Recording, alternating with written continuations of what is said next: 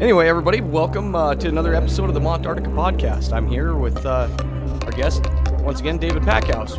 We've had you on before to talk about the War Dogs fame and whatnot that you had from before, your actual story, and then and also Singular Sound. The last time was when I was just getting into your Beat Buddy pedal. But anyway, welcome to the podcast, David. And it's been a couple of years, I guess, since we visited. And how's life been going for you? It's been going pretty good. Well, thank you for having me back. It's always interesting to check in with people as a little bit down the road and see how things have developed. Yeah, for sure. And you're kind of like me. You got a lot of irons in the fire at all times. Yeah. But absolutely. I guess real quick for those of you that haven't seen the other podcast, David. Your story, kind of a unique one, I guess. The movie War Dogs is a story kind of about, I guess, your actual life story. You and a friend that essentially sold arms and munitions to the United States government, I guess. Yeah, that's right. For people who haven't seen it, we were government contractors, meaning we were selling goods to the U.S. government, mostly weapons and ammunition, but we sold other things as well. And it culminated in us winning a $300 million contract to supply munitions to the Afghan National Army through the federal government, through the U.S. federal government, our Afghan allies at the time. And that turned into a big scandal, which I won't give any spoilers, but it got us in a bit of trouble and culminated in me losing all the money I made in the arms business. And I got 7 months of house arrest, which I felt very fortunate to have just 7 months of house arrest, while my former partner got 4 years in prison. That seems like a pretty nice little slap on the wrist, huh? I guess it was a slap on the wrist, and the truth is that, I mean, I don't know how much we want to go into it on this podcast because we talked about it in the last one, but it was, I think the prosecution was more of just a cover up for to cover the asses of the politicians who'd been embarrassed, because we were in our early 20s at the time and we won this $300 million contract, and the New York Times published this unfavorable article about us that kind of portrayed us in a pretty bad way, and that caused a big political scandal. And so the Army was aware of everything that was going on up until that point, and they were happy with our service, happy with the ammunition that we were delivering. But once the New York Times published the article about us, suddenly they were outraged, and they canceled the contract, and then the Justice Department charged us with fraud, so for lying about the origin of the ammunition, because it had come from Albania, but we were shipping it from Albania, but it had originally come from China, and we weren't allowed to ship it. To give a very, very brief overview of the story, I think people who want to see it, people who want to know the full story, should either watch your previous podcast and watch the movie. It's a pretty good movie, if I do say so myself. Yeah, for sure. It is. I mean, what was it like for you to sit back and watch the movie, after it was produced and go, man, what a crazy time that they're writing this story about my life? Yeah, it was really surreal, in particular when I attended the movie premiere in the Chinese theater in Hollywood, the famous Chinese theater, and where all the big premieres are. And I'm sitting there in a big movie theater with my good friend Alex, who was also part of the story, but they cut him out of the movie for really purposes. Yeah. He was actually our guy in Albania who's doing the repackaging for us. But in the movie, they wanted to make it simpler, so they just had me go to Albania instead of introducing a new character. So the Hollywood version is a bit different than the real life version, as it usually is. I would say it's about like 70% accurate. It's mostly true, but big parts of it are a bit exaggerated or changed in some way, in Yeah. order to fit the narrative. It's an 1.5-hour movie, and they need to cram 2 to 3 years of story into it. So there's certain liberties they need to take with the story and, Sure.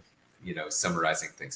But it was really really surreal to be in the theater and see Miles Teller on screen say, "My name is David Packouz, and I'm an international arms dealer." It was it was pretty surreal. I was like, "Holy crap, that guy's using my name on that's wild. on the big screen." So that was pretty cool. It was really, really bizarre. Very cool. I mean, I'm not complaining. I mean, how many people get movies made about them, and particularly people who are alive. So usually movies get made about you after you're dead, if you're lucky. Yeah. So, well, I mean, I'm one of the few. As many irons as you have in the fire, who knows? There might be another movie made about you by the time that you're done, man. I mean, people ask me if there's a War Dogs 2 coming out, and I say, if there is, something went horribly wrong. Because usually they make movies about things that drama that occurs and things that go wrong. It's no movie starts off and they live happily ever after. Well, and as people can see in the background there, zoom out a little bit there, your Beat Buddy pedals. That's how I had originally kind of came in contact with you. And then I had read your name and I went, man, is that that's kind of a unique last name. It's not something you hear every day. And I went, is that the same guy that movie's about? And sure enough, it was. And I was already friends with you on socials and everything. And it came about because you'd created this drum pedal with Singular Sound. So I guess you can touch on that real quick if you want, on how you got into that. Sure. So after the whole War Dogs thing ended, I ended up, as I mentioned, with 7 months of house arrest, which I felt very fortunate to have. And my ex-partner, Ephraim DeVerle, he got 4 years, but not because he did. Not because they treated him different. It was he committed a second crime while awaiting sentencing for the first, and so he invalidated his plea agreement. So they, instead of not to go off top of the Singular Sound thing, but didn't he? Wasn't he pretty wild after you guys had got your sentencing and stuff, or wasn't that something that I found out on other podcasts? I guess that you've been on. That he kind of got a little crazy for a bit. Yeah. I mean, he knew he was going to go to prison, so and he had lots of money, so he, I guess, was trying to live it up before he went to prison. Let it rip before they take it all, huh? Yeah, exactly. That and during that period of his life is when he gained a lot of weight and started looking a lot more like Jonah Hill does in the movie. Oh, really? It's kind of funny. Yeah, in real life, he was actually pretty skinny during the time period where Jonah portrays him in the film. Yeah. But after he was waiting, after the whole thing, after the whole thing collapsed and we were awaiting sentencing, that's when he started getting a lot of weight. And he started looking a lot more like Jonah. So it's kind of an interesting dynamic there. Yeah, but to get back to Beat Buddy, while I was under house arrest, I got 7 months of house arrest, and I was playing a lot of guitar, and because I was bored, and of course. My people could visit me. It wasn't like a COVID style lockdown. Yeah. So I had a lot of musician friends visiting me, but no drummer was gonna bring his whole drum set over my house because huge pain in the butt to move. So I bought a drum machine. For people who don't know, it's an electronic device, sits on the table with a bunch of buttons. Each button makes a different drum sound, and you can make beats on it, play it back in a loop, and play your guitar along to it.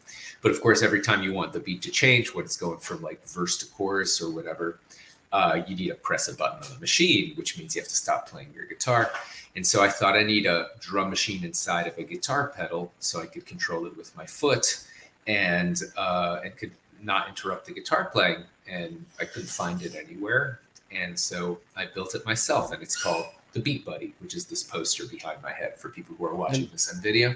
I have one, and they are awesome. For musicians that are out there. Like I do a lot of recording to my computer and stuff with my guitar, and of course you can put drum tracks and everything on there. But when you're playing live or trying to play, like you said, with yourself, it's tough to get the proper thing, or even especially like when you're going to improvise, like being able to stomp on that and hit a fill is awesome. It's perfect. Like what a great invention, man. Yeah, thank you. It's so much fun. I really love it. It's a great range of musicians that use it. A lot of people who there's a lot of solo performers who use the Beat Buddy as a replacement for a drummer when they can't get a drummer, or the venue they're playing in is too small to fit a drum set.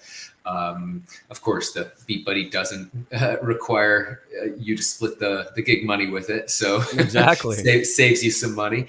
But most of our customers are actually what we like to call in our company basement rock stars, which are people who just there you go, which is most of us, and myself included.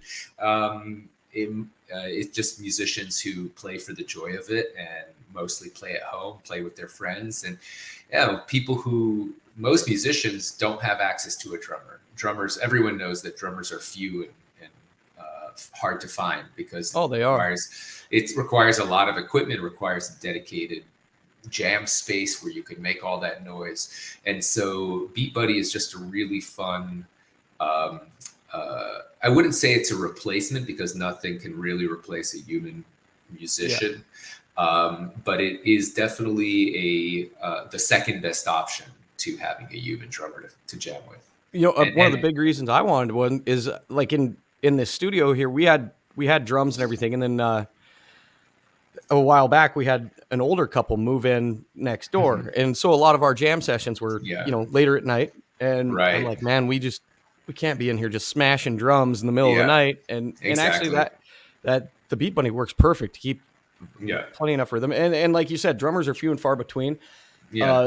It seems like everybody wants to be a rhythm guitar player or lead singer. Yeah, exactly. It's really tough to like convince one buddy to play bass and another guy, hey man, could you play the drums? No, that's super cool invention. And the fact that you came up with it after that, and obviously you've got to be a guy that your mind's always rolling, because that's not your only invention. You've pumped out a few other things. You also have the looper with it, and just staying on the singular sound in. Yeah. And we talked about it before. You have what do you call it? The Chord Buddy? Is that what's your chord winder thing that you have? Oh, you're talking about the Cably.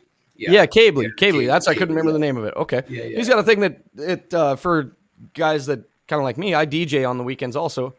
If you got a mess of chords, he's got this thing that you pop a chord in, you wind it up, and I mean it keeps all your chords organized and makes it look nice and everything. Hang on, I'll grab one so I can. Okay. Yeah, no problem.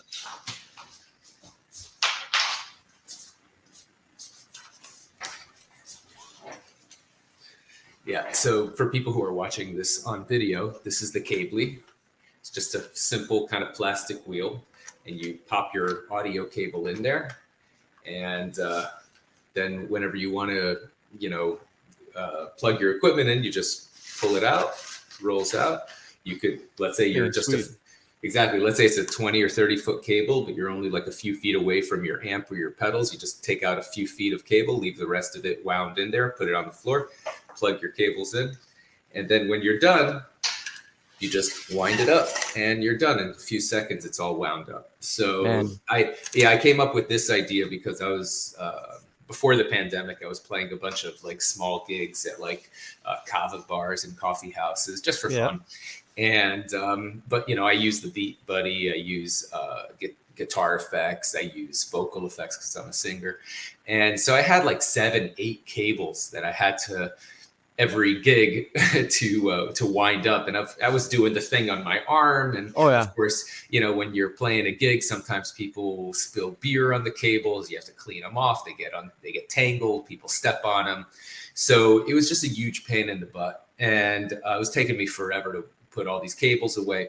And my mom is she loves gardening, and she had this big hose that was on this wheel that she would roll up whenever she was done with the hose. And I thought, I need like something like that for my audio cables, a little wheel. And they make these things for like extension cables, but they're big. They're big. Yeah, they're huge. That's what I originally had some of those, and I finally scrapped those. And I ended up going to YouTube and found a way to properly, to wrap my cables and then wrap them around so they stay. But if a lot of times now at my gigs, I'll take I got a 16-year-old son that'll come along to my gigs to DJ, and I'll have him wrapping cables. As soon as he sees this podcast, he's gonna be like, "Dad, get like do these things." Yeah. If you have free labor, I guess you don't need a cable. Yeah. For the rest of us, the cable is. So, are you still playing some music and stuff then? Yeah, I haven't played live. I played it like a couple times since the pandemic ended, but I haven't played regularly mostly since the pandemic because I had my little band. It was me and my brother and my friend and the Beat Buddy, of course. Beat Buddy was our drummer. But since then, we kind of fell out of the habit of playing live, and my brother recently just moved to Colombia, so now we lost our lead guitar player. Oh wow! So I haven't been playing regularly, but I still jam at home. It's still, I do music mostly for the fun of it, anyways. And I love playing live, but I just haven't gotten back into it. Keep on planning on getting back into it. That's I play a lot, but I keep thinking, one of these days, one of those hit songs is just going to pop in my head, and we'll write it. I hear you. No, I hope that happens. I'll be able to say I knew you back when. Yeah, well, that's exactly for you too. Yeah, the same. Yeah. Wouldn't that be crazy? Also, all the other stuff that you've done, and then boom, suddenly the music career takes a jump. That would be cool. Yeah. So I mean, I wrote a few of the things down like we had talked. So we touch on the singular sound stuff, and you also have the looper that goes. If you guys go to the website, you can check that out. That thing's sweet too. Yeah, I haven't got one yet, but man, I want one because I've been smashing this. Like the way yours has the screens on it, so you can actually see where you're at in your loops. Right. I've been using one of the old Boss loopers forever, and they're actually a pain in the butt. They don't hold near what you have on yours. I don't loop as often as I should, I guess, but it's kind of a neat deal.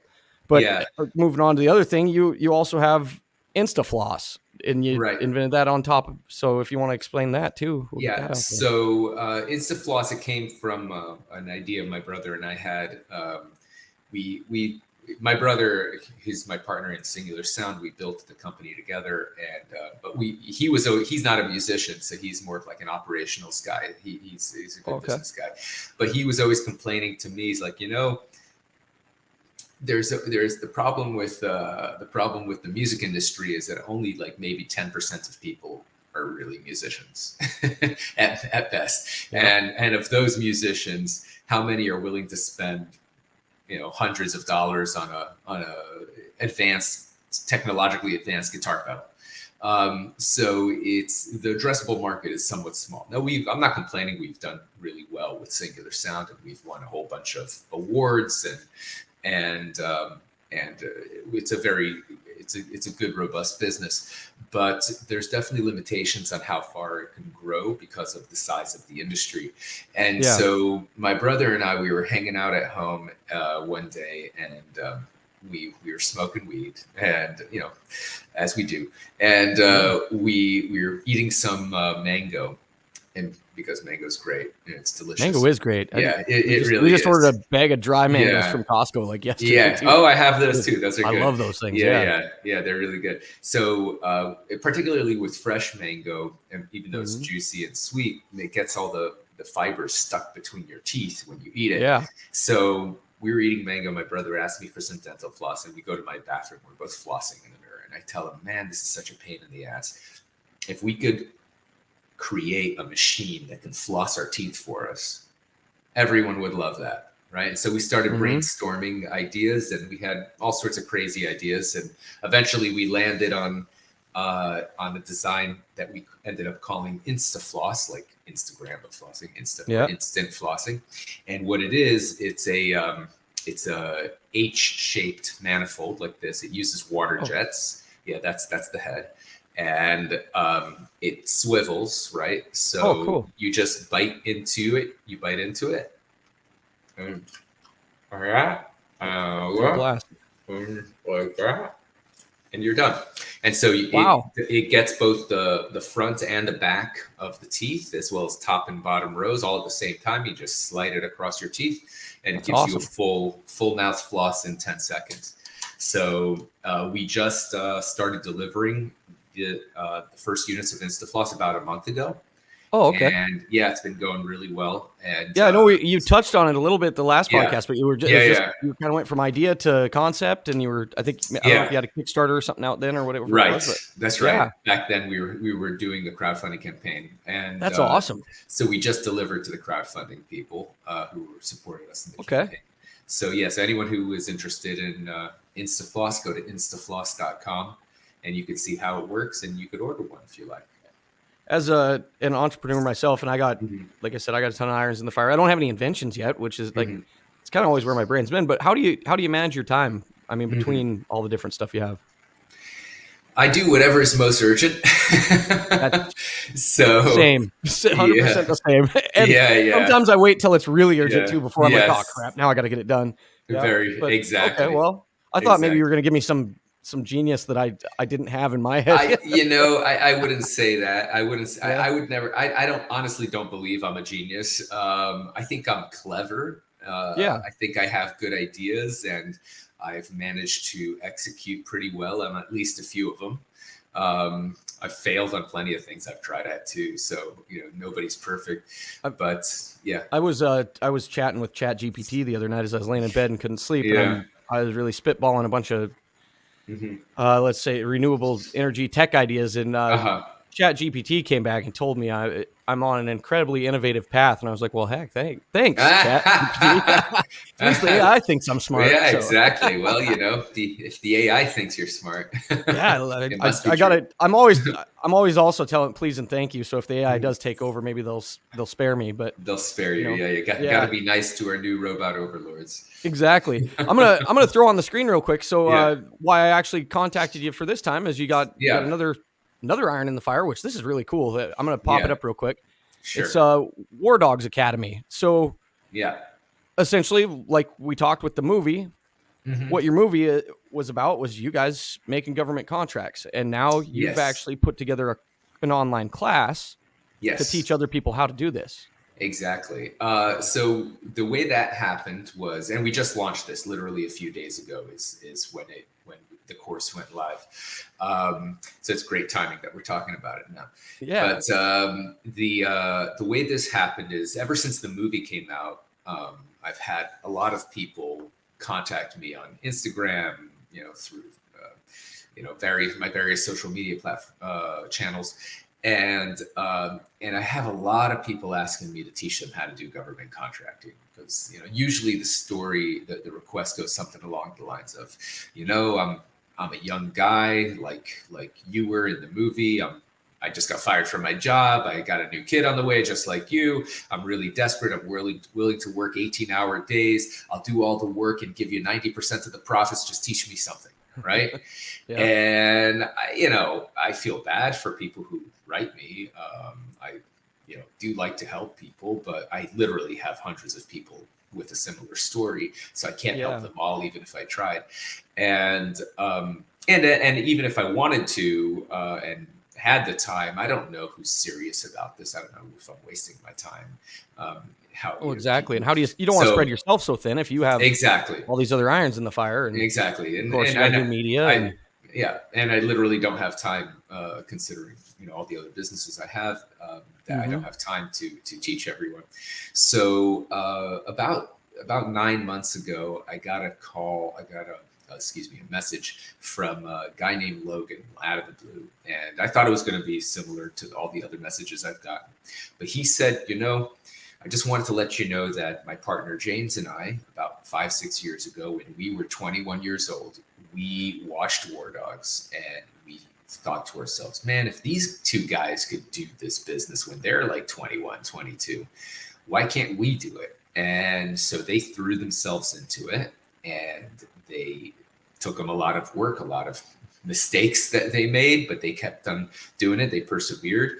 And 5-6 years later, they have a multi-million-dollar government contracting business. They were successful at pulling it off. And so Logan just wrote to me saying, hey, I just wanted to let you know that your movie was an inspiration to us and wanted to say thank you.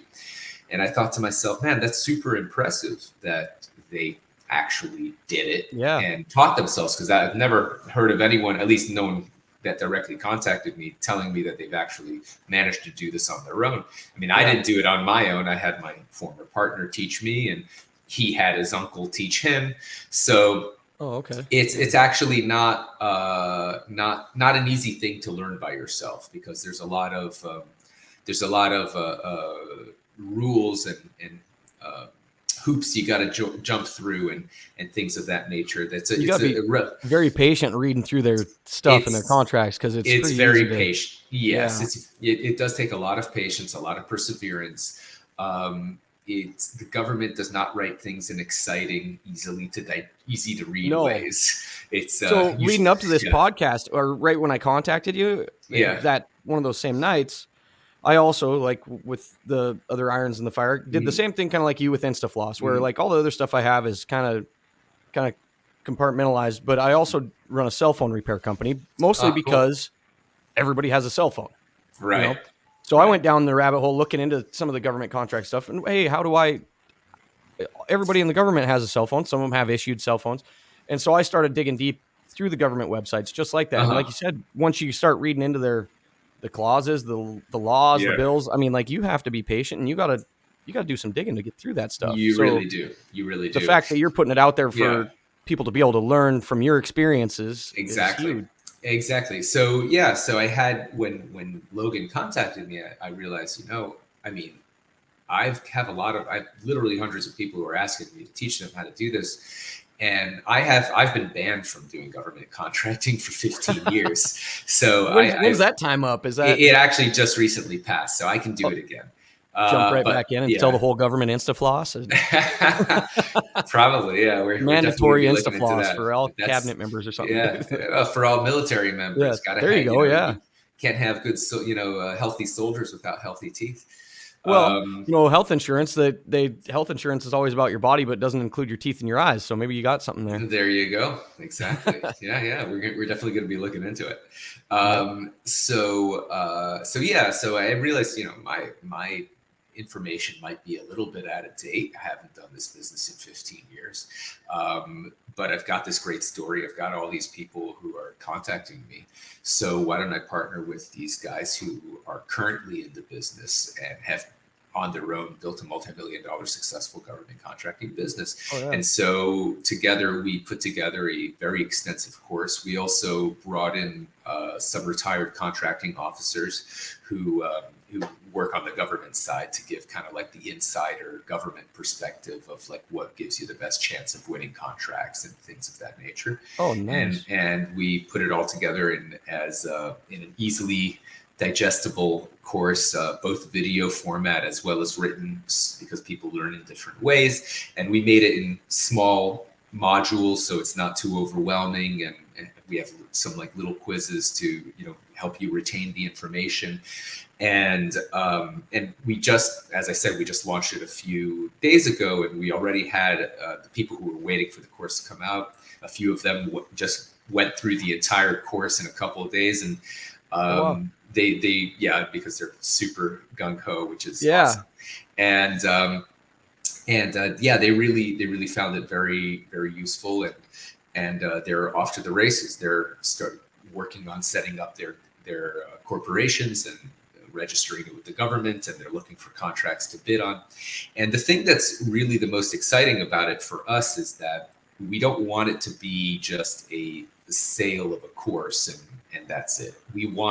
We're working on building a community. So we want War Dogs Academy to be more of like an incubator for government contracting businesses. So to that end, we have a forum where people who are part of the academy can talk to each other and build business connections and partnerships. And one of the most important aspects of it is, and one of the big challenges of doing government contracting is that you need to have some sort of financing capabilities, right? So, for example, if you get a contract from the government to sell them, 10,000 handguns, let's just say, right?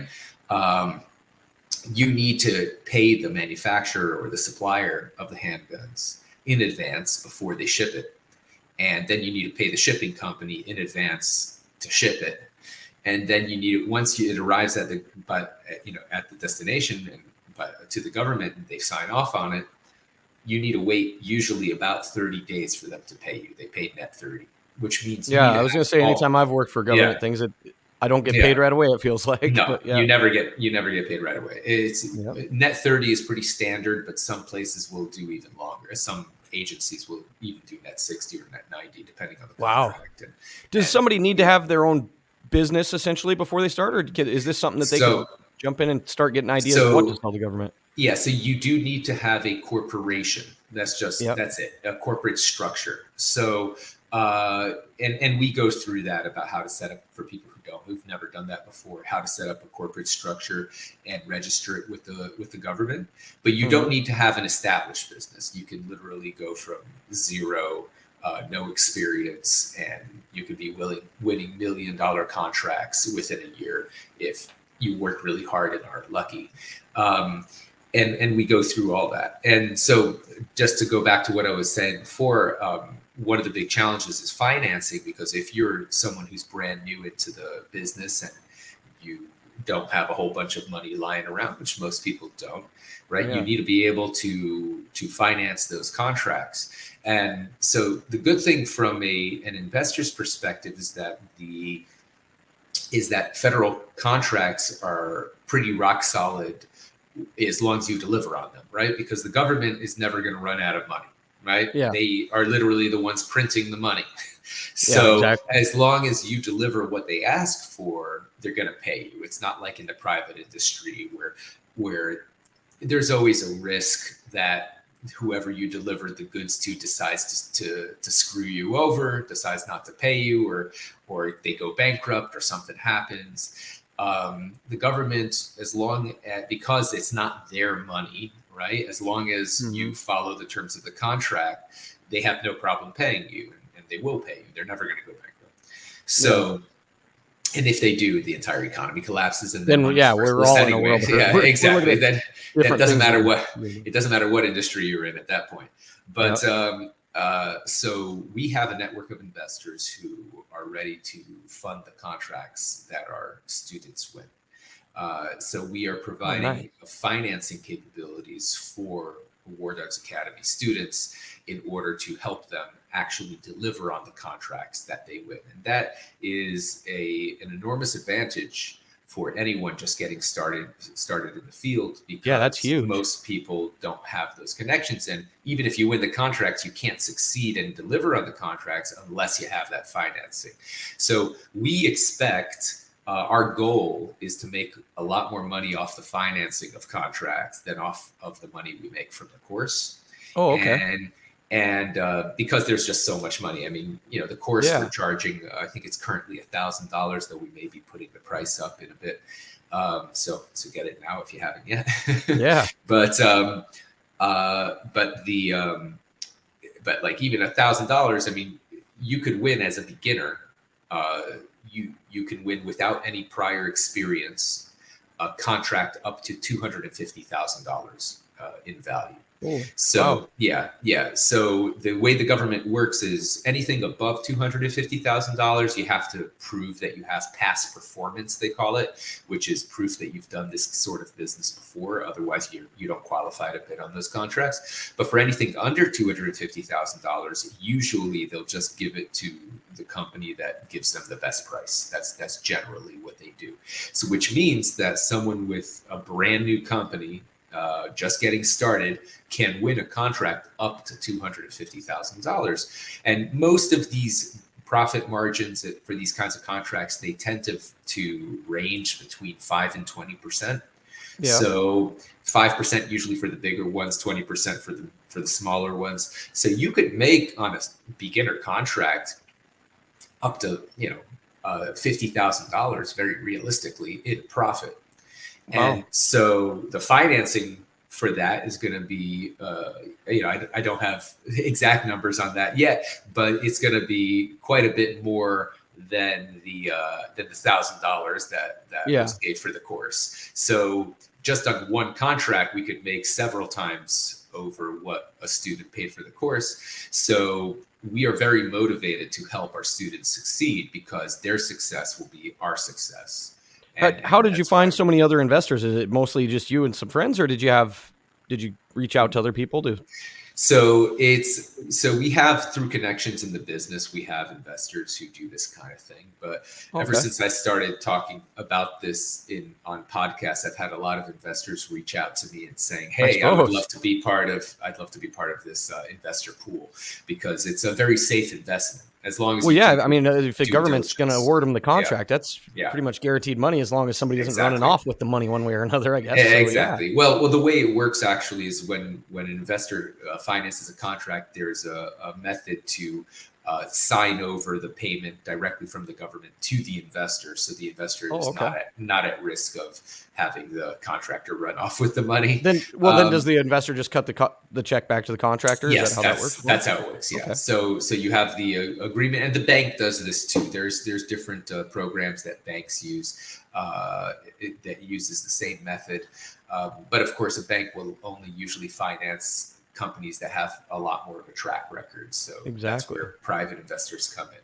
But yeah, there is mechanisms that in federal contracting for the money to be paid directly to a third party to prevent that sort of risk to the investor. So like you said, I mean, it's obviously, as we both going through government contracts and trying to find one that you would even want to put a bid out for is, I mean, a heck of a lot of work for one person. And now you've essentially created a giant network of all kinds of people out there searching these contracts for you, and you can so I can go, all right, here's your money for this one, there's that one. Exactly. That's people awesome. People ask me, one thing people have asked me is, why are you starting War Dogs Academy? Aren't you just creating a whole bunch of, why don't you just go back and do government contracting yourself?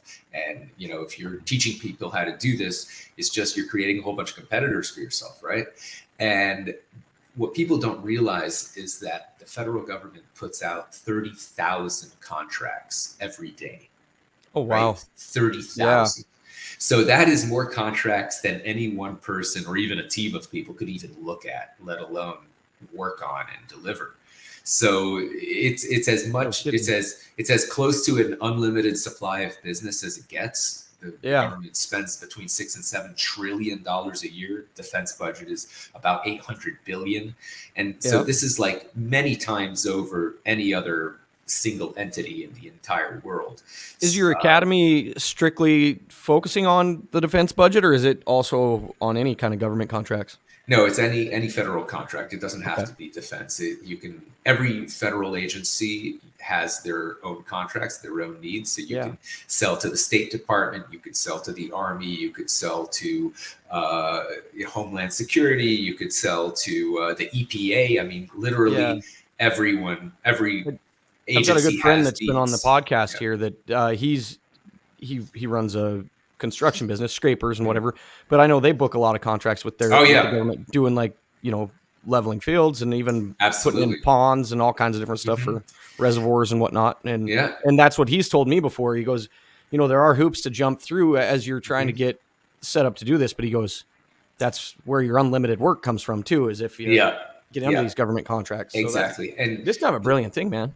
Yeah, thank you. And the good thing about the hoops that you have to jump through is that it keeps a lot of other competitors out, because a lot of other people don't want to jump through those hoops. And if you're willing to jump through the hoops, you have a lot of business that you can win with a lot less competition than it would be in the private space, for example. Yeah. And there's even large private companies that don't even want to sell to the government. And they're happy to sell to middlemen, because they just don't want to deal with waiting for the payments, for filling out all the paperwork, with dealing with all the logistics and the requirements that the government has. And so that provides an incredible opportunity for middlemen to kind of be that go-between between these private businesses that don't want to deal with the government and the government. And so, and another thing is, because this is something that people ask me also, is why doesn't the government just buy directly from the factory or from whoever's supplying it, right? Mm-hmm. And one reason is because a lot of private businesses don't want to deal with the government system. But another reason is that oftentimes the government won't ask to buy just a single thing.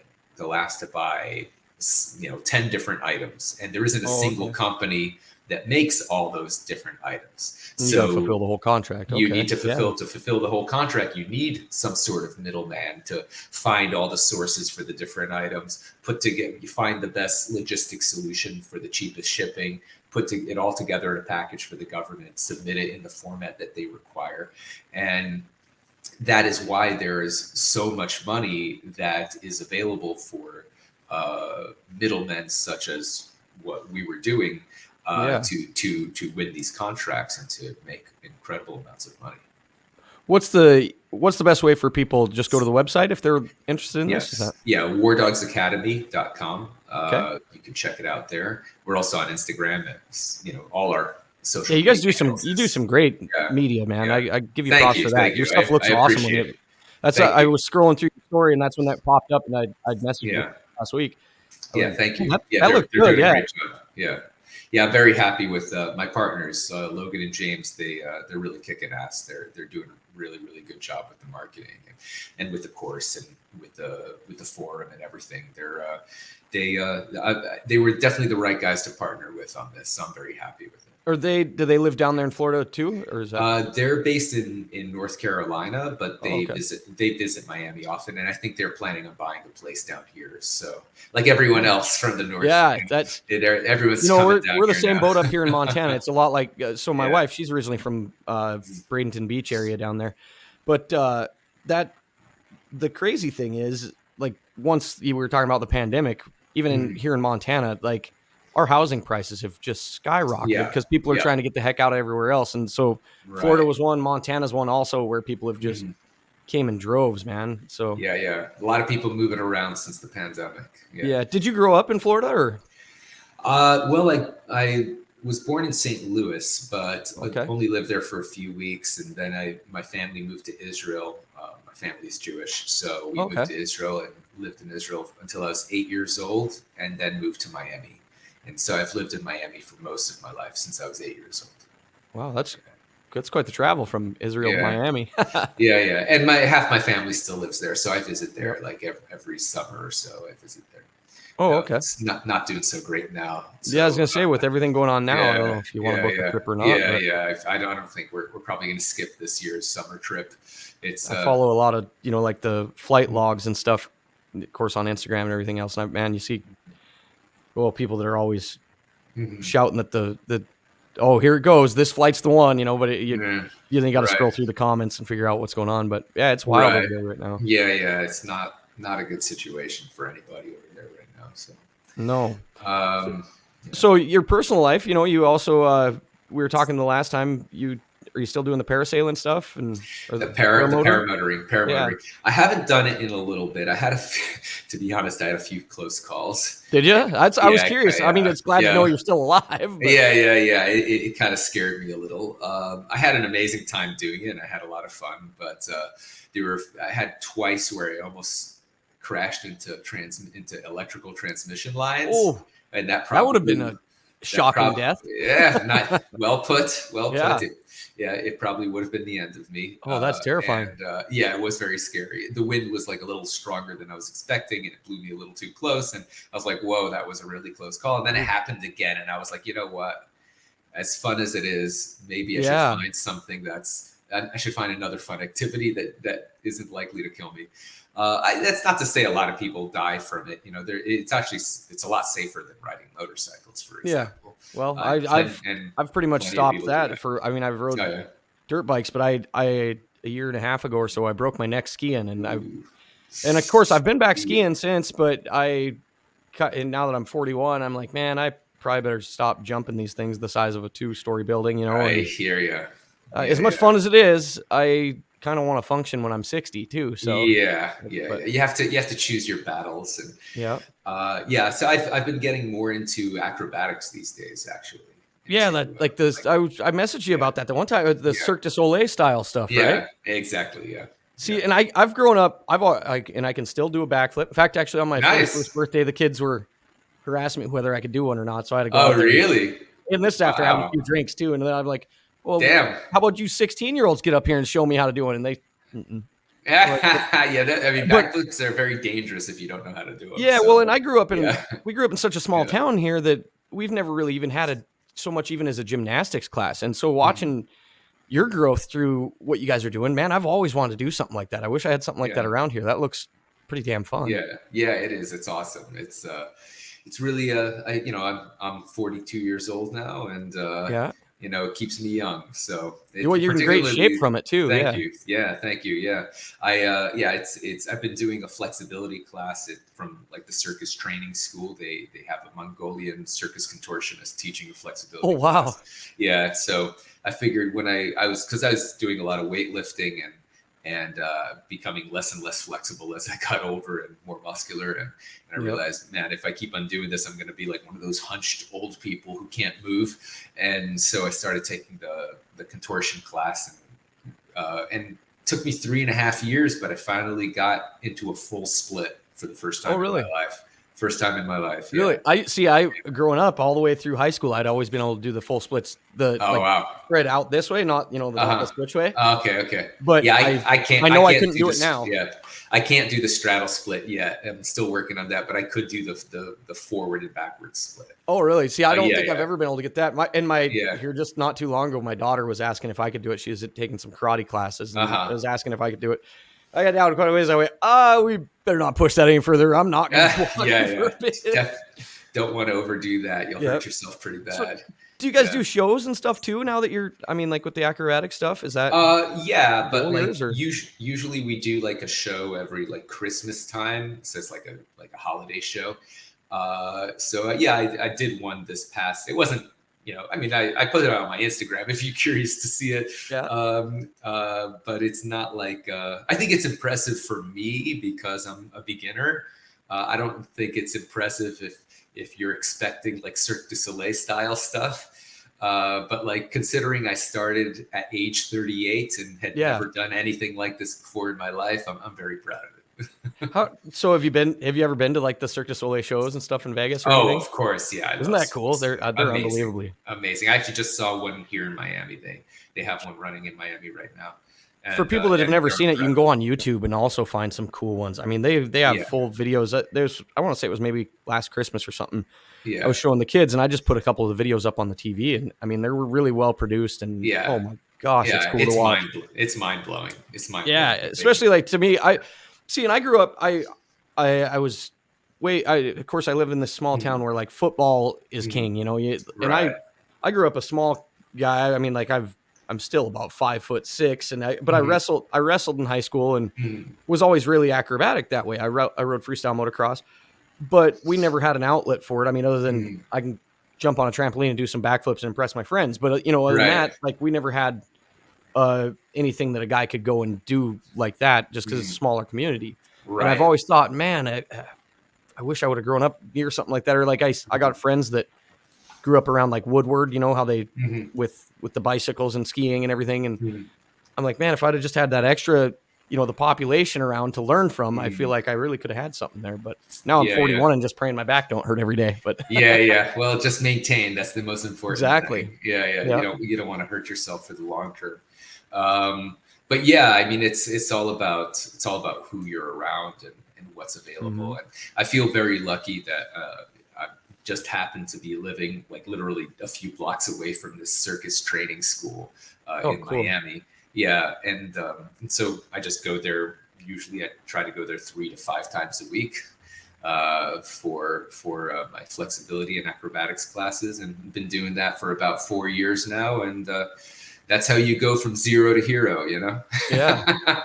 And that's one thing too, as we age, you get like, say if you were starting when you're 16, you got quite a ways to go till you peak at age wise. Right. But like and of course you can still get in better shape as you get older, but like you said, it's natural that the body gets less flexible as you get older, and which is why you have to train to counteract it, particularly with flexibility. I think that's probably one of the most overlooked aspects of health, particularly amongst men. Men tend to focus a lot more on muscle growth, and getting jacked and ripped and all that. But very few men actually stretch. and it's unfortunate because if you're not flexible and you do all the other stuff, you're eventually going to pull a muscle or like a tear, like a tendon or something, and then you can't work out, and then it's like I'd be willing to bet that I'd be willing to bet it's probably about 20% of guys our age that can actually even just bend over straight leg and touch their own toes. I mean, to be honest, like you look might around, be less. You might be right. Yeah, like which is wild to me that. Yeah. Because I'm saying I've always tried to stay at least remotely flexible. Just I grew up as a wrestler and everything, but it's wild to me to like watch people use a magnet to pick things up because they won't bend over and grab them. Like It's been really amazing because. As I said, I was really losing my flexibility, and then I started doing this circus contortion class, and now I'm the most flexible I've ever been in my life, and it's so cool to be able to just like bend over and pick something off the floor without bending your knees. You just kind of like bend at the waist and just scoop down and pick something up, and it's just super easy and effortless. And when you're trying to do something new, I like to dance occasionally, and being being flexible, it just allows you to do so much more with dancing as well, and everything. I mean, it's just it's worth the investment, as I would say. Anyone who has the time and the inclination to take care of themselves should really put a large focus on flexibility, because it's everything else kind of depends on that as well. Well, and this is a huge thing too. I also I do commentary for cage fights, kind of like what Joe Rogan does. Cool. I'd originally put on some cage fights back in 2000, I think 8, 9, 10, something like that, with my partner, my friend Nate. Well, then at the time, this guy West had fought in our fights. He's now has bought the cage and he's putting on these cage fights, and we got one coming up May 4th.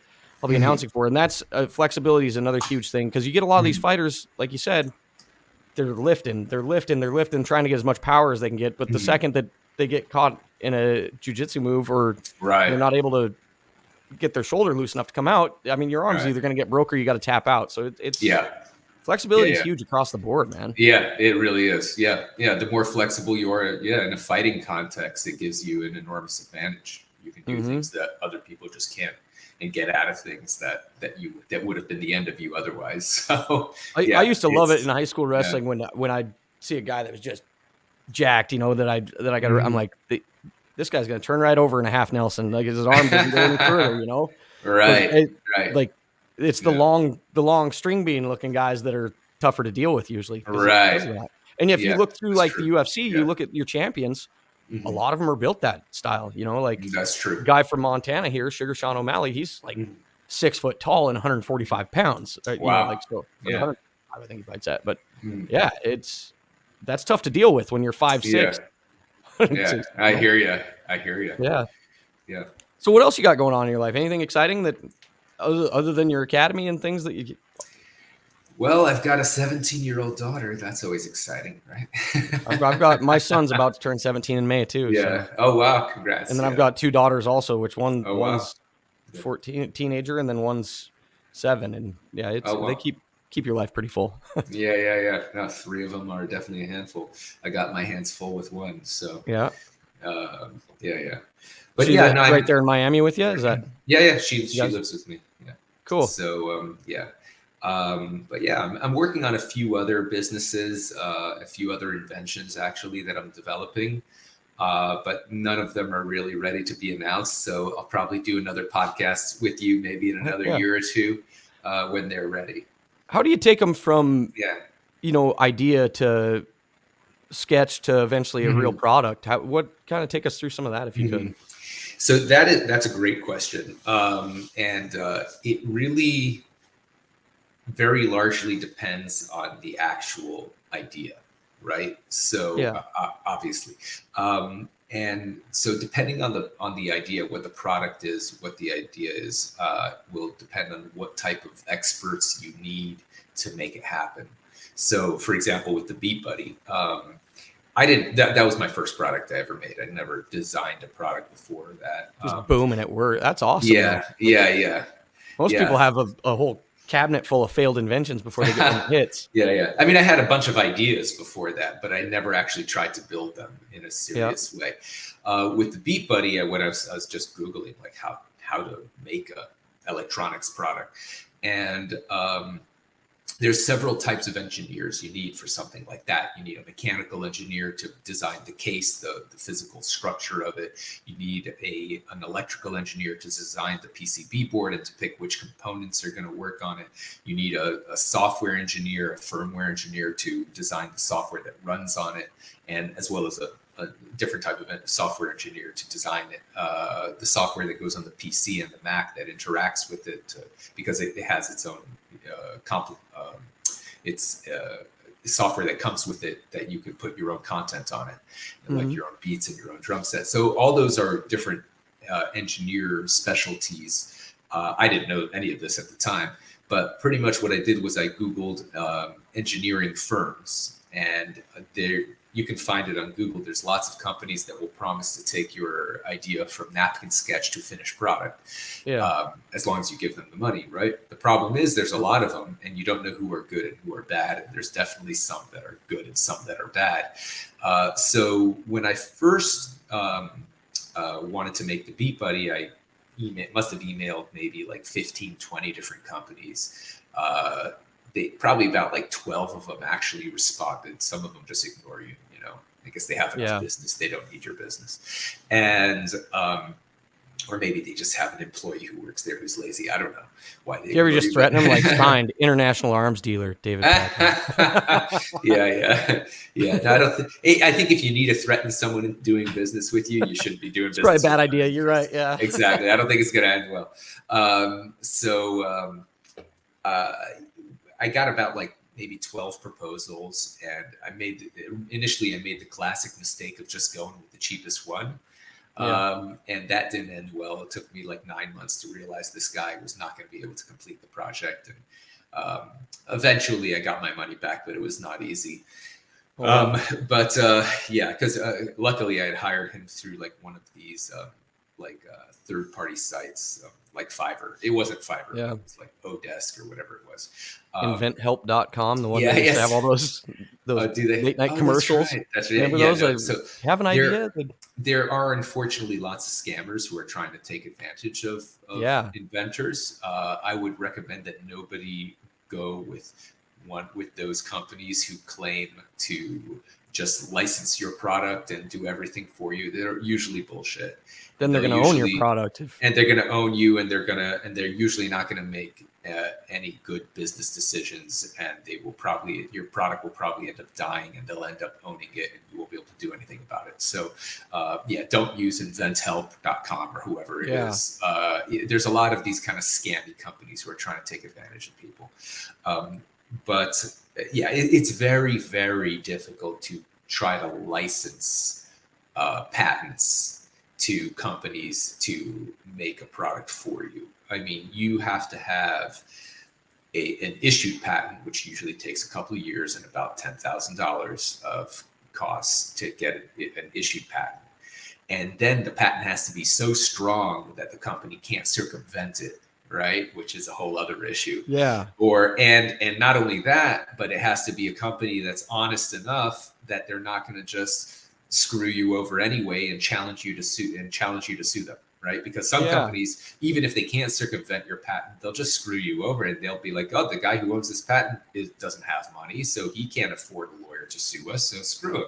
This has actually happened in a bunch of famous cases. I think there was a movie I haven't seen it, but I heard about this movie that was called, I think it was called A Flash of Genius or something like that, about this guy who invented the variable speed windshield wipers. It used to be that windshield wipers on cars were either on or off, and it was just one speed. And no matter how hard the rain was, you just had one speed. And then this one guy, I think it was in the 60s or 70s, I don't remember the year. He realized, when it's raining lightly, you should probably have it go slower. And when it's raining hard, you should have it go faster. And he invented the idea of having a variable speed windshield wiper, and he got a patent. He actually got a patent. And he went to Ford. And he said, hey, license my patent. You guys are making cars. I have this patent. And they just stole the idea from him and gave him zero. Oh, man. and then he sued them. And eventually he won, and he made like $25 million, or something like that. But it took him like 15 years to win. And he went bankrupt. He had mental breakdowns. His wife left him. It was a big disaster in his life. That eventually he won, but it was not, I would say, not worth it. So it is dangerous to try to rely on patent. How have you personally navigated through all that? So I'm lucky enough to be in a position that I try to build these things myself, to build my ideas myself, rather than to license the idea to someone else. Yeah. I'm not saying it's impossible to license your idea to someone else. I think it's possible, and people do it. People do it all the time, but it's definitely a higher risk. Well, it's a different type of risk, right? I mean, if you're putting your own money or investors' money and putting your own time into building it yourself, you're risking your time, you're risking your money, your investors' money. So it's a different type of risk. But if you try to license it to someone else, you're at a risk where they just steal your idea, or they decide not to pay your license fees. And it's very difficult to, unless you have a bunch of money to sue people over, in which case you probably didn't need to license it in the first place. The patent system, the legal system in this country is unfortunately not great. And particularly not great for people who don't have money, for the little guy. There's a lot of sharks out there, a lot of predators out there who take advantage of people who are in less powerful positions. What would you suggest if, say some 16-year-old kid with no money has an invention in their head? Where would you tell them to start from there? Right. So the first thing, if you have an invention, the first thing I would say is the best thing to do. First, you want to make sure that your invention is actually unique, and that someone else hasn't thought of it. So first you Google, right? Do the basic Google search in as many different ways as you could describe your idea. Put it into Google and see if anything comes up. Go a few pages down the search results, not just the first page, to see if there's actually anything out there. If you can't find anything, then you do a search on Google Patents, right? So I think it's like google.com/patents. You could search all the published patents out there. And because I think 99%, I think I saw that number somewhere, that 99% of patents never get turned into commercial products. Because people have ideas, they patent it, they realize, they don't have the money to do this. They realize it wasn't such a good idea in the first place, or something else comes out that's even better. There's a lot of different reasons, or it turns out to be very difficult to engineer, either impossible to engineer or manufacture, or too expensive that people wouldn't be willing to pay that much money for this particular product or idea. So there's a lot of reasons why patents don't get turned into commercial products. Even if I suppose there's a lot of guys in their garage or inventors, weirdos that are coming up with cool things, but they're also probably not a salesperson on the outside once they do get that built. There's a lot of people like that. There's the famous in Silicon Valley. There is the famous trope, the Steve Wozniak and Steve Jobs team. Right. Yeah. Steve Wozniak, the two co-founders of Apple. So Steve Wozniak was the technical genius who actually built the Apple computer, and Steve Jobs was the sales genius who was able to convince all the retail stores to stock this product, even though it was something brand new they'd never seen before. And he was able to figure out how to do the marketing to get people really interested to buy it. That's something Steve Wozniak probably couldn't do, as he would be the first one to admit. Woz has really came out of his shell recently, though. Now I see him doing more shows and stuff. But when they first started, he was kind of that nerdy guy. It only took him 50 years to come out of his shell. So they started in the 70s. You definitely need to know what your strengths and limitations are. And there's room for different types of people in a business, and there's some people who are really good at the technical aspects. Some people are really good at the people and marketing aspects, and you need both. And so if you have a great idea and you realize you're one kind of person, you should try to find someone you trust who complements your skill set, and because And also someone you like, ideally. Someone, if you partner with someone that you don't get along with, it's not going to end well. just on a personal level, because you want to work with people you enjoy being around, because you're going to spend a lot of time with them. So, but before you do that, you want to make sure your idea is really good. So if you do your Google search and you don't find anything, and then you do a Google patent search, right, and see that there haven't been any patents out there that cover your idea, then you should file for a provisional patent. A provisional patent is kind of like a placeholder patent. It only costs like $150. It's very cheap.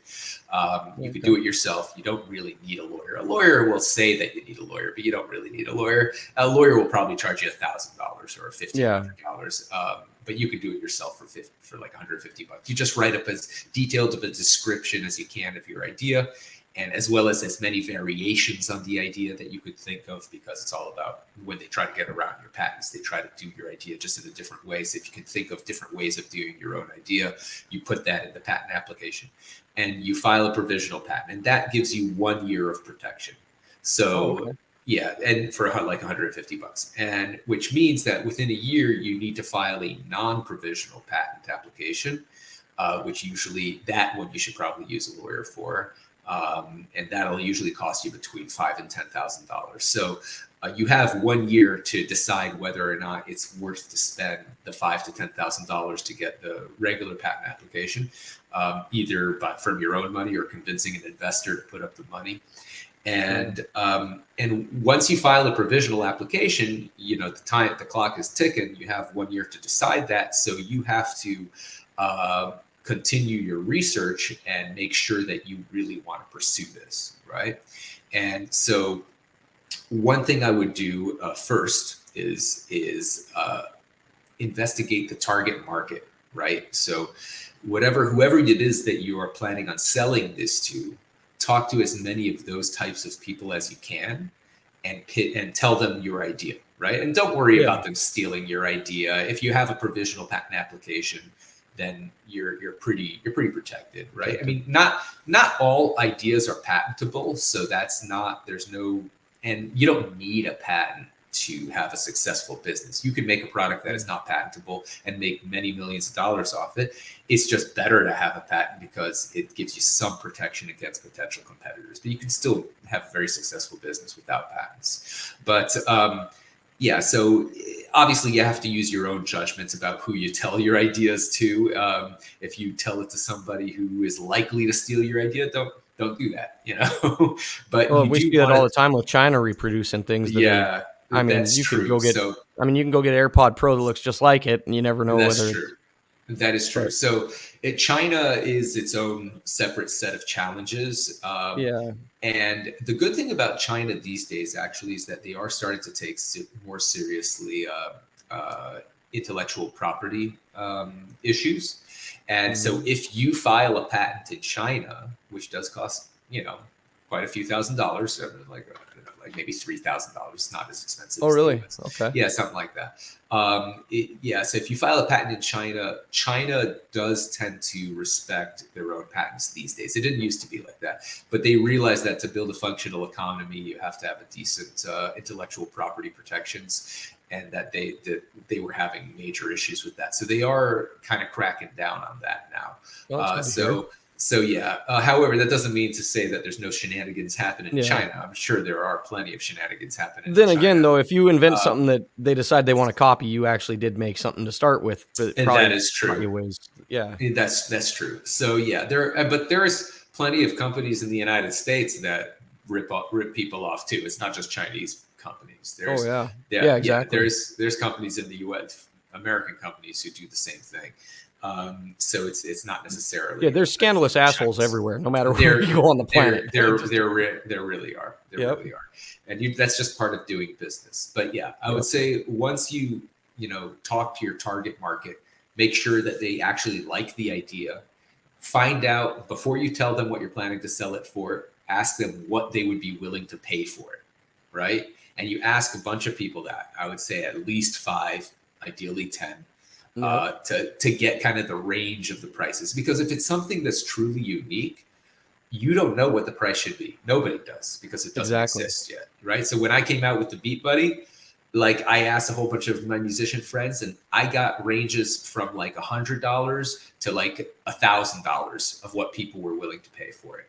And I asked a bunch of people, and eventually I realized, the sweet spot is in the $300-ish range, right? So currently we sell it for $379. Our manufacturing costs have gone up in the last few years because of inflation and all that. So we've had to raise the price, but we started out at like $299. And so that was a sweet spot, and that's still too expensive for some people. And there's plenty of people who would be willing to pay a lot more, but you want to find that sweet spot in the bell curve where most people would be willing to pay for that price. And once you know what your target price is, right, or at least a range, right, it doesn't have to be exact, but a range, then you want to find engineers who could actually build this thing for you, right? And that's when you Google, depending on the product. If it's a simple mechanical product, you don't need an electrical engineer or software engineer. You just need a mechanical engineer, right? And the ideal company or engineering team is a company that's built products that are similar to what you want to build, because every product in every industry is unique and it has its own quirks and challenges. Like, for example, with InstaFloss, right? There's issues that you have to deal with when making something that people stick in their mouths that you don't have to deal with a guitar pedal, right? Can't choke on it. Yeah, exactly. Or the materials need to be food grade and safe, and you can't have like materials that are unsafe to put in your oral cavity, as they call it. So there's different challenges, and with InstaFloss we're using 12 water jets. The water pick, which is our competitor water flosser, uses a single water jet that you have to like trace your gum line outside and inside. And when you go from one water jet to 12 water jets, you need a lot more power in the motor. The water pressures are much higher, so you need to use different manufacturing techniques to prevent leaks and vibrations and things like that. And these are all challenges that we did not have to deal with when making Beat Buddy, for example. It's a completely different type of product and different types of challenges. So we picked a engineering team that had experience in making electric toothbrushes, right? Because at least they're dealing in the same general industry. It's not the exact product, but it's the same general industry. So best is to find engineers and teams that have experience in the general industry of what you're trying to do, because they're going to probably know some of the challenges and the potential pitfalls while you're building this thing. With an engineering team like that, is that something that you have to come up with all the money right up front, or is that have you found investors to help cover that? Or right. So great question. So the vast majority of engineering teams will want to be paid like on an hourly basis, which means that you have to pay them like within a month of them doing the work. That's most engineering teams. There are a few engineering teams occasionally who will be willing to do something along the lines of where you give them a deposit and pay them upon completion of the product, the rest of it. That's a higher risk for them, but it's better for you, because at least you're not, because that's what they call the flat fee arrangement, instead of like paying them by the hour, which you don't know. They can give you an estimate of hours, but almost always, I would say 99% of the time, it will take them longer than they estimated, and usually a lot longer. It's usually like double or triple the amount of time that they think it'll take them. And this is not to say that they're lying. They just don't know what they don't know. And every project has its own unique challenges.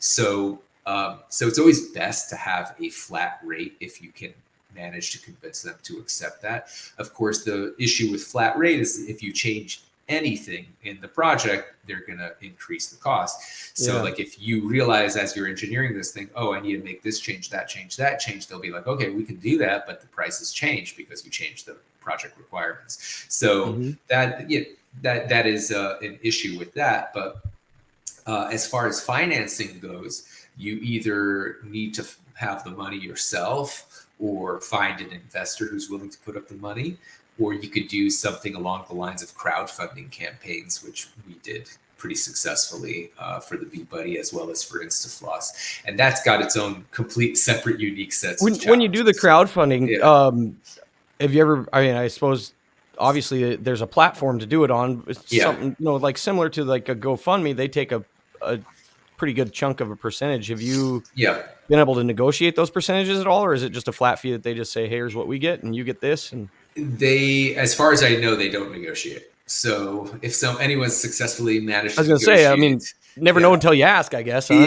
That's true. But when you're doing, so you want to pick a crowdfunding platform that has a decent audience, right? Because then they'll bring the supporters to you, or at least some of them. And like, for example, Kickstarter is the most famous crowdfunding platform. But the bigger the platform, the less they're going to negotiate, because they're dealing with tens of thousands of people every day. So they have no reason to make an exception for any particular person. Here's one that I just found out, I mean, of a negotiation thing, and I never knew this. Just my PayPal business account. And I get paid, like just for my DJ gigs and stuff over it. And they'd always been charging this astronomical fee if somebody doesn't add you as like friends and family, on there, same as like Venmo.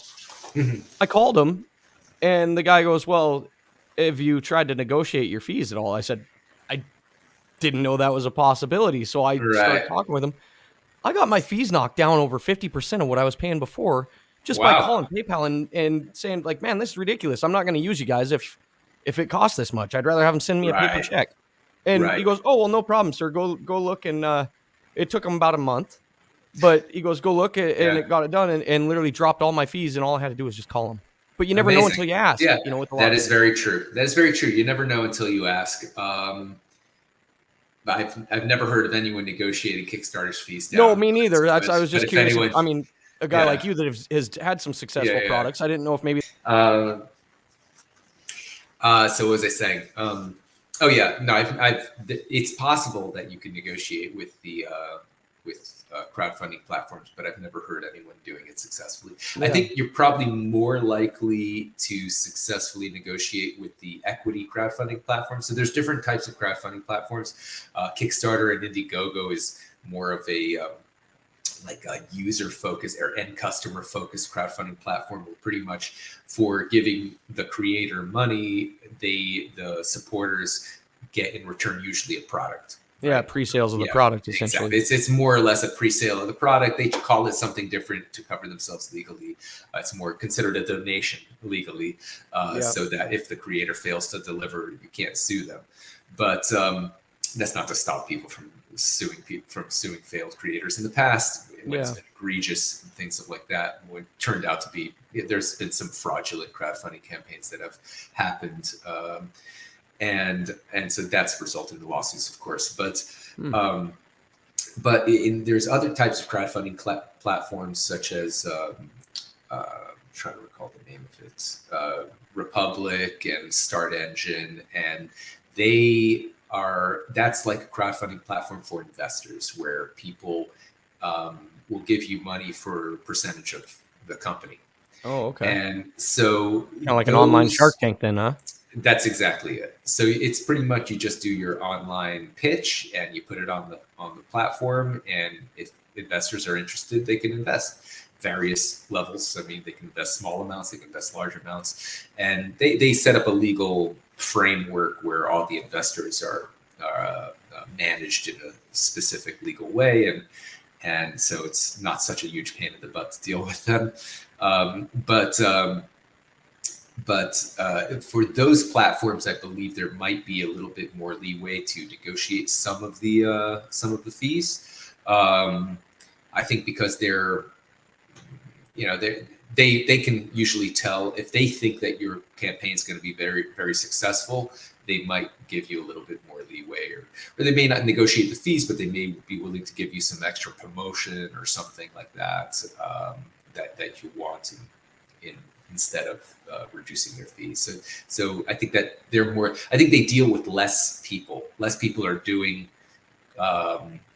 equity crowdfunding campaigns than end customer crowdfunding campaigns. So because they deal with a lot less people, and there's also a lot more hoops you have to jump through to do those investor type crowdfunding campaigns. So there's a lot more preparation involved to set yourself up for a crowdfunding campaign like that. And you're obviously good at connecting people, or at least making connections in that. Have you done most of that in person, phone calls, or you've just finding people online? Is that how you've been making your teams building these? Or You mean like for any of your inventions or anything, like right? say even with the War Dogs Academy, you obviously you explained how you met them, but it does take a lot of these things take more than just one person.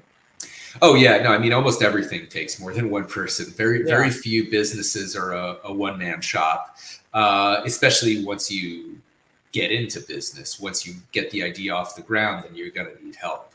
I mean, most inventors and entrepreneurs start off by themselves or maybe with one other partner.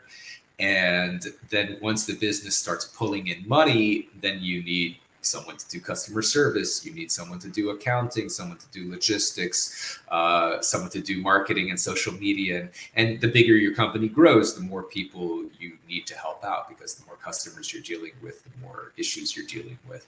So that's something that tends to happen naturally as your company grows. But yeah, I would recommend for most people just starting out, keep your team as small as possible, because it's just easier to deal with less people, and also you have less overhead. You don't have to worry about paying all these people. So there's kind of like this mentality, I think, that kind of came out of Silicon Valley, of get a bunch of investor money and try to grow as big as possible. And that can work in some cases, but most cases you usually just end up wasting a lot of the investor money, and then you own nothing because the investors take it all. And sometimes they'll fire you and replace you as CEO. So like what happened to Steve Jobs? Even with OpenAI recently, Yeah, exactly. I mean, guys, they had product, and then you show up at work, and then you show up at work, and all of a sudden you're like, oh hey, the board voted you out. Like, exactly, I invented this. What do you mean?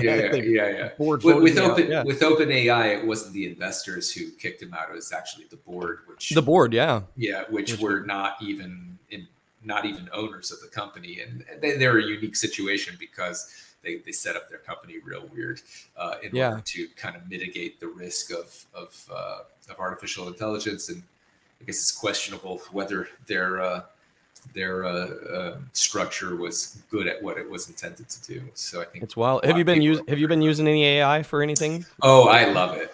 Me too. I do anyway. Yeah. I mean, look, every technology is a double-edged sword, right? Yep. Every technology can be used. A knife can be used to cut your vegetables or to cut your throat. Exactly. It's every technology can be used. Nuclear technology can be used as a graphic. I've done a lot of graphics with Chat GPT and stuff. I've been a graphic designer long before AI came out, and then now it's you either learn how to use it or just say goodbye to what you use it. Yeah. You're gonna get left behind. I mean, that's I'll pop this up real quick. Check this out. Is that's very cool. Fully AI, but it's just something I just did with prompts. I love it. Sitting there spending a day of drawing everything together. You prompt it, and type it out. Yeah, and if you don't like it, you prompt it again. It's great. I've actually been having a lot of fun, and this is me saying this as a musician. So I hope the musicians in the audience don't crucify me for this, but I've been having a lot of fun with the new AI music generators. I've used some of them too. Suno.com is what I've been using. There's a new Which one did you say? Suno, Suno. That's a lot of fun. I think I've checked it out. I haven't used it yet though. Yeah, it's really good. It's surprisingly good. It's not perfect, but it's surprisingly good. You could put in your own lyrics and you have just whatever style of music you want and do a description, and it just generates a complete song for you, like full production and everything. And it's just so much fun because like I've been using it to like make custom songs for my friends. I make a lot of funny songs. Me too. I use it I've been using ChatGPT just to make up like some hilarious lyrics and things, or exactly. Hey, I got this song.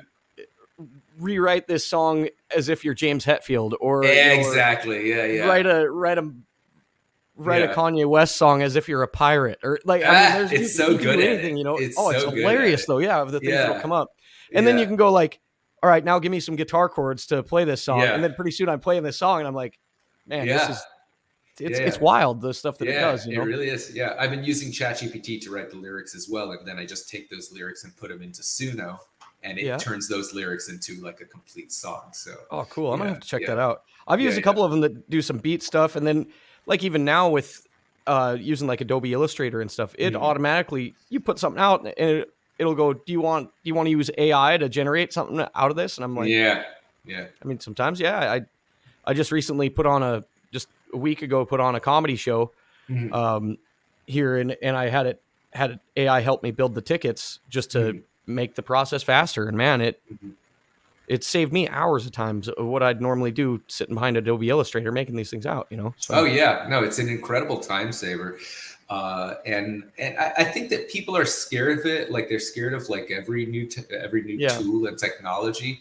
But once you actually start using it, you realize, your work is going to change, right? But it's not going to go away. You're just going to be able to do things you weren't able to do before. Here's something that was huge for me the last week with this comedy show. I called out to the venue that we have it at, and I said, how big is the room? So they send me the exact dimensions of the room, and I go, okay, well, my portable staging is this size. I'm going to have this. How many round top tables of seats of 4 can I put, and how many regular general admission seats can I have? And within seconds, ChatGPT files it all out and gives me a layout diagram and goes, you can fit 75 people in this room. That's so cool. I'm like, I would have had to go out there and shuffle chairs around, repeatedly to try and get the right design. And it kind of goes, well, we're going to put a 3-foot aisle down the middle for servers. And you can tell it's for a comedy show. You can tell it, and it will like give you, I mean, like, it's so cool the way that it can go through and analyze and figure out exactly, what would probably be in your best interest to be able to do it that way. It's such a time saver. It really is. I think people don't really realize the full capabilities of it. I mean, I don't think even the creators realize. We're all learning as it goes. Is the thing. Exactly. I also created a GPT, or just how you can create your own one that kind of acts almost as a business partner to me with all my businesses. But I had entered in all the information of like where my interests sit at the moment and where my businesses are, and then like I can go in and go like, all right, ChatGPT, here's what I got on the agenda for today. What do you think would be my most productive? And it will come back and tell me like, you'd be better off served doing this, leave that to this, or call somebody to have them handle this. And I'm like, man, that's, instead of me sitting in the corner fighting my own head of like, what should I do? Or, the way my ADHD brain works, jumping on the next newest thing, that it can kind of guide you right through to what to do. And it's just going to get better. I mean, they keep on improving it. They improve it so fast. I think they just put out a new update recently that improved its logical reasonings. I think just a few days ago. It's awesome now. Have you used any other ones like Grok or anything like that? I haven't really. I'm kind of like a tech nerd, so I do watch like a lot of YouTube videos where they like various AI related YouTubers will test like head to head the different systems. So the best ones currently are, you need to pay for them, like Claude 3 Opus you need to pay for. So I already am paying for ChatGPT Plus, and so because I'm already paying for that, I'm going to need to be convinced that something else is significantly better, in order, not just like a few points better, which is kind of what it is now. I've told my wife, Netflix has raised their money. I go, here's the two things that like of my subscriptions that I just can't live with. YouTube Premium, in which they just up there. Love that. But man, there's so many times I love to be playing YouTube and just shut it off and put it in my pocket, so you can still listen to it. Yes. And you have to have the premium to have that, and to get the ads out of there. And ChatGPT Plus. Once I started using ChatGPT Plus, and then I tried to take it off for a month, I went right back in and signed back up within a couple days. I'm like, I gotta have it. It's worth it. It's worth it. It just saves you so much time. For $20 a month, it's so worth it. Even like certain things in the store, you can be like, I walked by the other day and pick up some fish, some orange roughy, and I'm like, give me a recipe for this. And boom, it comes out. Or like at Easter, I'm going to the grocery store and they had all these hams, and they had a ham there. It was a pecan praline glazed ham. The regular hams are on sale for like 97 cents a pound. The pecan praline glazed one was like $60 some. And I'm like, wow, it's just $3.80. So I go to ChatGPT. I'm like, give me a recipe for a pecan praline glazed ham. Boom, right there. I went, spent a couple bucks is all extra on the regular ham and went and made that ham. Right. There like, you thanks, go. ChatGPT, as I'm standing in the grocery store. It earns its monthly cost right there. Yeah, exactly, right there. And I mean, it's been huge for me. Even like even promoting that last comedy show and stuff. I went through and I tell you the truth, like I've seen like your ads for the War Dogs Academy, and that's getting across well. I put out some ads like on my Facebook for the actual comedy show and paid money for them. Those didn't go across near as good as like some of my regular content. But I went on ChatGPT and kind of said, well, why is this not working? And then it gave me some other ideas to pop up, and we did, and it helped a ton. But there you go. Yeah. It's incredible that it's super. For me, it's like a lot of people are scared of it, but I mean, maybe it's just because I'm an optimist. I'm like I'm very excited for it, because I think it's just the things that people will be able to do when you have like an intelligent system helping you. It's like having having your very own like personal assistant, right? Or even in fact, I'm writing my DJ contracts, and I said, act as a lawyer in Montana, exactly, and help me write out this contract. And it comes out, boom, by law, states the statutes of the law, like everything else, all on it, and it did all that without me having to call a lawyer. Yeah, and you do, at least in its current state, you do need a check to make sure. Yeah, for sure. Yeah, make sure that that's not making things up, because it does that occasionally. Yeah, it does hallucinate, as they call it. Yeah, you'll get. I'll get the text, and it'll say like ChatGPT is acting up, or whatever it says with it.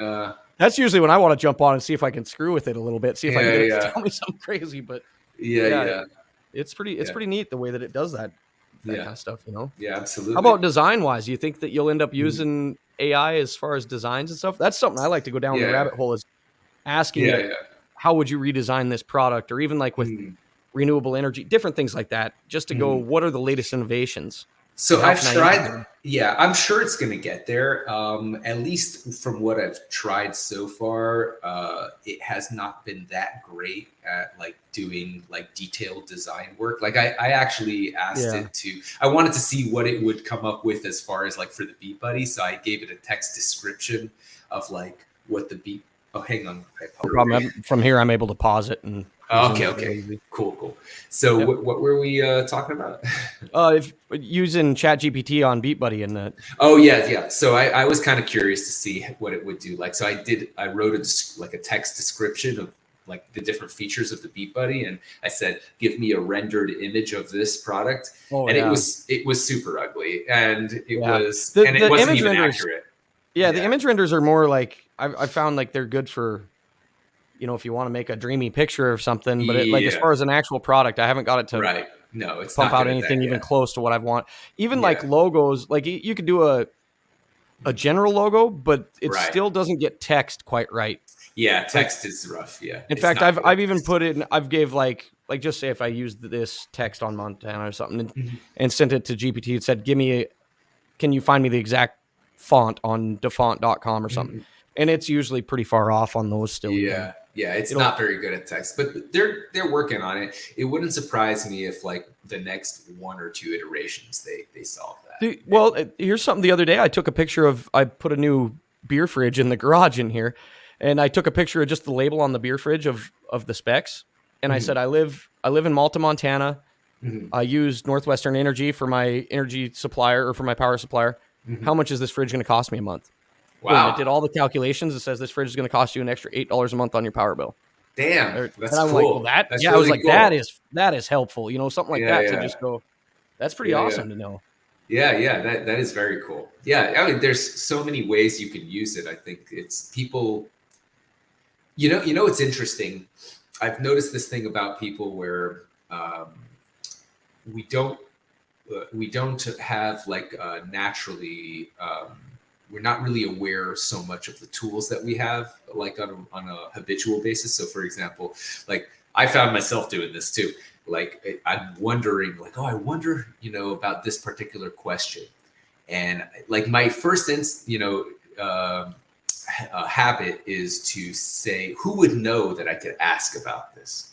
Yep. Really, the first thing you should do is just Google it, right? Because if it's on the internet, you're going to find it, and you don't need to know someone who knows that. But throughout human history, whenever you wanted information, you needed to find a person who had that information. So that's how we're built. We're built to think, who would know that I could ask about this thing, when really what you should be doing is Googling it first and see if it's out there. And we just, even though Google's been around for 20 frickin' years or at this point, or is it 25 years at this point? Then it's our habits are very, very deeply ingrained. So I think brain's still wired that way. Yeah, our brain is wired that way. And I think it's going to be the same thing with AI, where we're going to have to get into the habit of thinking, oh, this problem I have can be helped with these AI systems. You're going to have to get the Neuralink before you can rewire your brain that way. I think it's not, you don't have to get the Neuralink. You just have to realize the possibilities and just get into the habit of thinking that way. That's really all it is. Would you take Neuralink, you think? I mean, definitely not in its current form. No, I don't think I would in the current form, but I mean, if you see that it's suddenly like people are getting a huge advantage. Right. It would have. I looked at it also. I'm like 41. How many more years? I gotta have that. Like Google it my back of my brain. Yeah, I mean, it depends on the trade-off of upsides to downsides. I mean, everything's going to have its upsides and its downsides. And there's no way for us to know what either of those things. I'd hate for somebody to be able to push a button in a lab somewhere and all of a sudden I go rogue, that. Yeah, exactly. That's a downside. That's a potential risk that someone else could mess with you from outside. But I wouldn't. I think most people are going to be very hesitant to have brain surgery unless it's something that's extremely necessary. I guess if you're paralyzed or it's something that can. Sure. Yeah. No, if you're paralyzed, I think that's a very big advantage. I think for now, though, I'll keep just typing it into my cell phone for. Yeah, I mean, also the voice recognition now is so good that for most situations you could just talk to it. And I think that most people would prefer to just talk to their computers than to drill. I think one of my son's, he's an incredibly smart kid too, but he's one of his favorite things with the talking to the AI is how they. You couldn't just go on there and get it to give you a recipe for napalm, but if you tell it, my grandma used to tell me stories of how she used to build napalm back and you can get it. So he's always trick it. Yeah. Yeah. He's always messing around with it, trying to trick it for certain things. I'm like, you're going to end up on a list, bud. Yeah. He's, what do they call it? Red teaming is a big issue. They hire people to try to break the systems to see, so they call that red teaming. And so if he's skilled at what do they call it? Jailbreaking the AI systems. That's a potential job that he could have in the future is red teaming AI systems. That's going to be one of the new jobs of the future is trying to break AI systems. So it's not necessarily a bad thing that he's developing these skills. That's that's kind of what led me down that government, like other than talking to you and looking down their websites is since I run an electronics repair business and I've built quite a bit of electronic different things.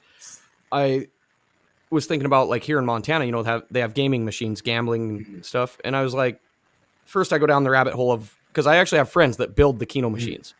So I'm like, what does it take to start the actual business of it? Well, and then of course they have independent test labs of like exactly that. They got to find a way that they can't manipulate the machines. And then I go down the rabbit hole of, well, what licenses do I need to be in an independent test lab? And like you said, you start reading through all the government contracts and it's boring. Boring. Man, I learned a lot going through them all. I learned a ton on different things. I mean, even just simple Keno machines that we have here in Montana, like they give you a bonus round where you can get like 250 times your bet. I didn't know that it's actually in the law though, that when they go into a bonus round, that bonus round has to pay out at least 50% or less of what it does when it's not in the bonus round. And that's written right into the game. So like, it's just not your random number generator is going to hit more during the regular games than it would during that. And I didn't know that as I'm like looking through the software and the programming of it. That's so like lots of things in the fine print that you end up reading, That's actually another great use of ChatGPT and similar systems is to simplify complicated text. So if you're trying to do government contracting, and we've been suggesting this to our students, because sometimes you can't even tell what the government is trying to buy on some of these solicitations. Like it's buried in so many documents, and so we've been telling our students, all you have to do is take the documents that the government posts and upload them to ChatGPT and ask ChatGPT, summarize this for me in bullet points, simplify it. What are they actually trying to buy? What are the requirements? And of course, you have to double check everything to make sure it's not making a mistake, but it's going to save you a massive amount of time to rather than having to go through every single document manually, line by line. I feel like that should be written into law now that like our Congress, should, as they're getting these bills that are this deep, and there's no way in overnight they read that whole bill. They should have to take the ChatGPT summary or something and take a quiz on it. But or maybe they should just write simpler bills. Exactly. No, and that's the crazy thing, but that's the loopholes that they've figured out, I guess. So yeah, exactly. With you and your War Dogs Academy, that's you're teaching other people how to take advantage of some of that stuff.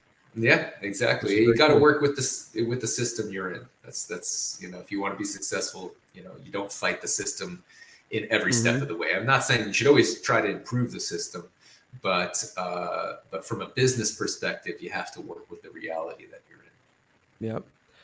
Well, I've got to get the kids out. We're going to go out to our cabin. It's finally 70 degrees plus here in Montana. It's nice. Cold, but is there anything else you want to plug before we get out of here? I think we covered pretty much everything. I think people who are interested in government contracting should go to wardogsacademy.com. People who are interested in the music technology products that I've made should go to singularsound.com. And people who have teeth, which is all of you, should go to instafloss.com. And nice. And I'm working on several other businesses, but they're not ready to be announced yet. So definitely reach out to me if you get something else going, because I'm always curious. Absolutely. Like I said, I've kind of had that sort of brain my whole life anyway. But man, it's been fun talking to you again, and thanks for coming on. Yeah, my pleasure. And like I said, keep in touch if you come up with anything crazy, or if you ever even make it up to Montana, man, we'll show you a good time up here. Of course, I've actually been through Montana. It's beautiful. It's beautiful. Yeah, it's one of my favorite states. So I'm a big John Denver fan, and he's a fan of Montana. So you know what's fun? Yeah. So on our podcast here, one of my buddies on some of our goofier podcasts where we just sit around and bullshit, John Hould, you can look him up. He's a hilarious wildfire kind of guy, but his name is actually John Denver Hould. Oh, cool. That's awesome. That's it. Yeah, John Denver's real name was not John Denver on his driver's No, I know. license. That's the best part. He's like, my real name's John Denver. He's always saying. I was like, well, John Denver's name wasn't really John Denver. Yeah, it wasn't. It was something really long and like Polish or something. I forgot. Pretty wild, huh? Yeah. That's hilarious. Wow. Well, give the real John Denver my regards. Yeah, he's hilarious. If you ever get a chance, you should listen to some of those ones. They're wild podcasts, but they're funny as hell. Okay, anyway, I'll check thanks again, man, for coming on. And my pleasure. Hopefully we'll be hearing from you again soon after you pump out some more of your inventions. Likewise. Yep. See you later, man. Looking forward. All right. Bye-bye.